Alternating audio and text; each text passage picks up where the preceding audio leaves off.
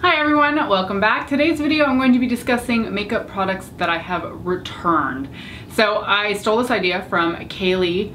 I think she filmed it probably about a year ago now, and it's been on my to-do list for quite a while. But I honestly don't tend to return a lot of makeup. Something has to be really bad for me to take it back. So I finally have enough things to talk about, so we're gonna go through them today.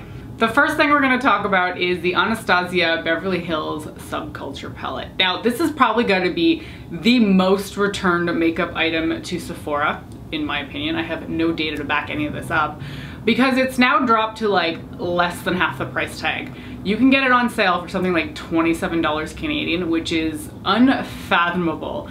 Now, this palette had a lot of mixed opinions. Some people loved it, and I certainly loved the color story in that palette, but when I got it, I was just like, I don't know how to use this eyeshadow palette. None of the colors would stick to the lid. Whenever they blended, it just got blended into nothingness. I saw a few people mentioning that this was supposed to be a pressed pigment palette, but guess what, guys? Nowhere on this product or box or packaging does it say that they're pressed pigments. It says that they're eyeshadows. And I got really tired of hearing people say, well, if you know how to use makeup, then you can use this eyeshadow palette. Okay, whatever. This was not a brand that was promoted to professionals only. It's in a consumer-driven store like Sephora, where people of any caliber of makeup could purchase it. So it's definitely not just for professionals. And if you're gonna market to professionals, that's fine, but then you don't list it in a store where people who are very good at makeup, ranging all the way to have no idea what they're doing, can purchase this product. And I was so sad about Subculture too, just because the color story was something so different. A lot of the matte tones in that palette really appealed to me because they're the kind of shades that I want in a deeper matte formula, and they had it there, and I was just like, I'm so excited for this. And then I got it and I was just like, this is a train wreck. I have a few very clear moments in my mind where I was trying out the palette before work because I was doing my makeup to go to the office, and I just had to keep redoing my makeup. I think it was one of those mornings where I put my eyeshadow on, hated it because it just was not coming out very well, took it off, reapplied it, hated it again, and had to do it a third time. I'm pretty sure my eyes were raw by the time I was done doing my eyeshadow for the third time in 30 minutes. It was awful. So I tried with this palette. I tried so hard. I wanted to love it because I see other people liking it. So I'm like, well, why can't I make it work?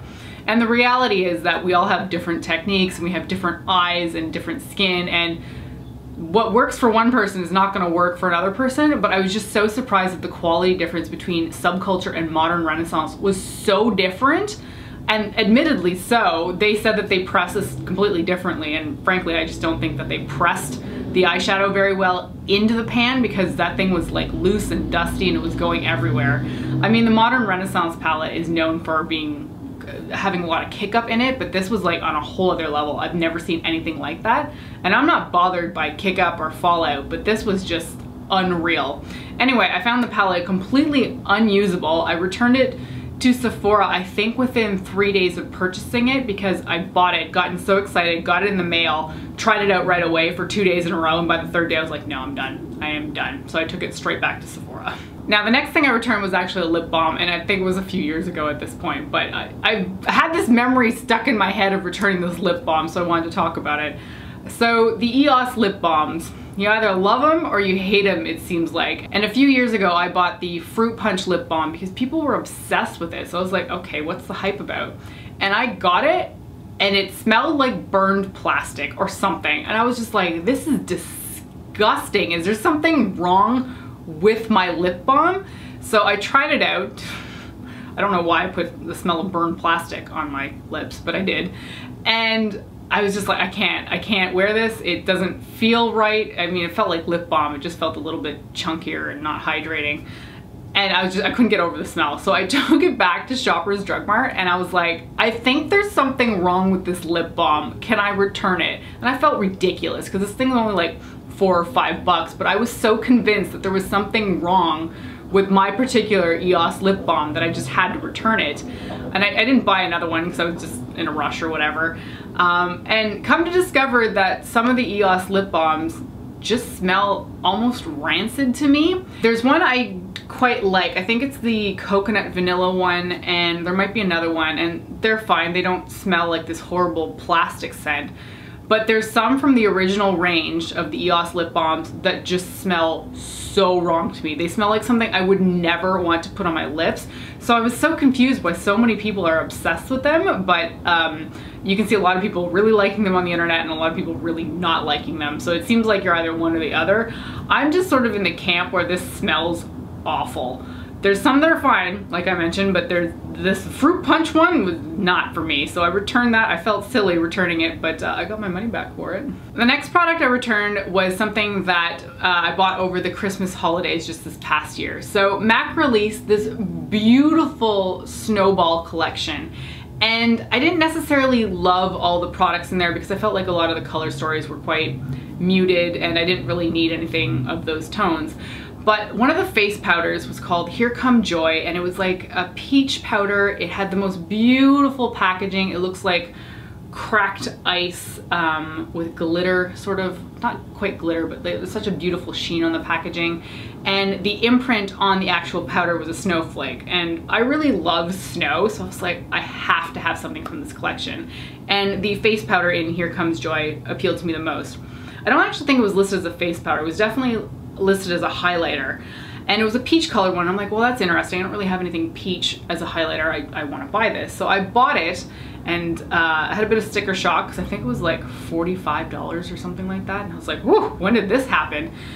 And I got it and I tried it out, and it's like it did absolutely nothing on my face. So of course I had gotten the highlighter and I'd applied it to my cheekbone area, and I was like, where is it? I don't really see it. So I applied more and more and more. I must have had 5 layers by the time I was done applying this highlighter, and then I could sort of see it.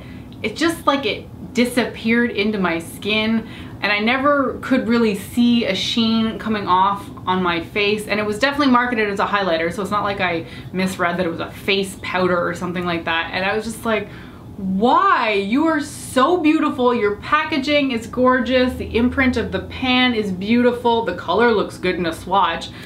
And it's just nothing on the face. I was so sad, so sad. So I just sent it back to MAC. I was just like, this is nothing. Like it is literally doing nothing for my face, and I cannot justify spending like 50 bucks or over with tax on a product that's gonna do nothing for me. I don't care how pretty that packaging was. I could not just have it as a showpiece when it doesn't do anything for me. So that made me really sad because I really wanted something that I was gonna cherish from that collection, but it just wasn't meant to be. The next item I returned is really sad for me. Many of you know that I love the Stila Glitter and Glow liquid eyeshadows. They are the best liquid glitter product I've ever used, one of the easiest glitter products to use, period. They go on the lids beautifully. They don't crease when they're over top of primer for me. I think they're astonishingly good and one of the best created products on the market. But there's one shade that just sucks. And it's really too bad because it's their shade called Molten Midnight. It's a black base with silver glitter in it, which is just beautiful. Like in a swatch, this is jaw-dropping. Now I bought it because Hayley Evans had used it in a tutorial, and I was just flabbergasted with how gorgeous that eyeshadow look was. So I was like, of course, I love the Stila Glitter and Glows. I'm gonna just add this one into my collection. Yeah, well, I don't know if I got a dud or what, but mine did not work. It went on the eyes patchy, it creased within 5 minutes or less. And I was going to work that day, and I was like, okay, well, whatever. I can just sort of tap it out and make it work. I don't love doing that, but you know, you gotta make it work if you gotta run out the door.